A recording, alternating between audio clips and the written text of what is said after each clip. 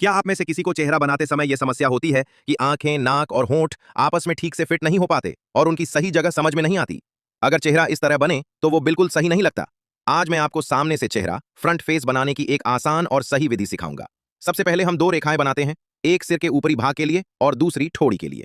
इन दोनों के बिल्कुल बीच का हिस्सा आंखों की स्थिति होती है। आंखों से थोड़ा ऊपर भौहें होती हैं। भौहों से ठोड़ी तक के आधे भाग में नाक का निचला हिस्सा होता है। नाक के निचले हिस्से से नीचे आधे भाग में होठों का निचला सिरा आता है। नाक के निचले हिस्से से ठोड़ी तक की लंबाई लगभग उतनी ही होती है जितनी भौहों से बालों की रेखा तक की लंबाई। अब क्षैतिज अनुपात तय करने के बाद हम ऊर्ध्वाधर अनुपात देखते हैं। भौहों से ठोड़ी तक की लंबाई लगभग चेहरे की चौड़ाई के बराबर होती है। चेहरे के बीच में एक मध्य रेखा बनाते हैं ताकि सामने से चेहरा बाएं दाएं समान रहे। भौहों से नाक के निचले हिस्से के बीच का आधा भाग आंखों के बीच की दूरी के बराबर होता है। एक आंख की चौड़ाई भी लगभग उतनी ही होती है। आंखों की स्थिति तय होने के बाद हम 4 बिंदुओं की विधि से आंख की बाहरी रूपरेखा बनाते हैं। फिर आंख के बीच में एक गहरा आधा गोला बनाकर पुतली बनाते हैं और उसमें चमक, हाईलाइट छोड़ना न भूलें। आंखों को बनाने की विस्तृत विधि पहले की वीडियो में समझाई गई है, जिसे विद्यार्थी देखकर अभ्यास कर सकते हैं। आंखों की मोटी रूपरेखा बनने के बाद हम भौहें जोड़ते हैं।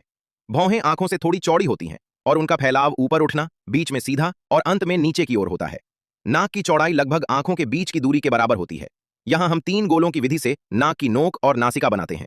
जहां ये गोले आपस में मिलते हैं वहीं नथुनों की स्थिति होती है। मुंह की चौड़ाई नाक से थोड़ी अधिक होती है। एक खिंचे हुए अक्षर एम की तरह होठों की रेखा बनाते हैं। ऊपरी होंठ निचले होंठ से थोड़ा पतला होता है। फिर एक अक्षर यू की सहायता से चेहरे की बाहरी आकृति बनाते हैं। लड़कियों का चेहरा बनाते समय रेखाएं थोड़ी गोल और मुलायम रखें। अब नाक से तुलना करते हुए नाक की नोक की ऊंचाई पर कानों की स्थिति होती है। कान की बाहरी आकृति ऊपर से चौड़ी और नीचे से संकरी अक्षर डी जैसी होती है। कान पूरे होने के बाद बालों की रेखा से दोनों ओर आगे के बालों की दिशा बनाते हैं।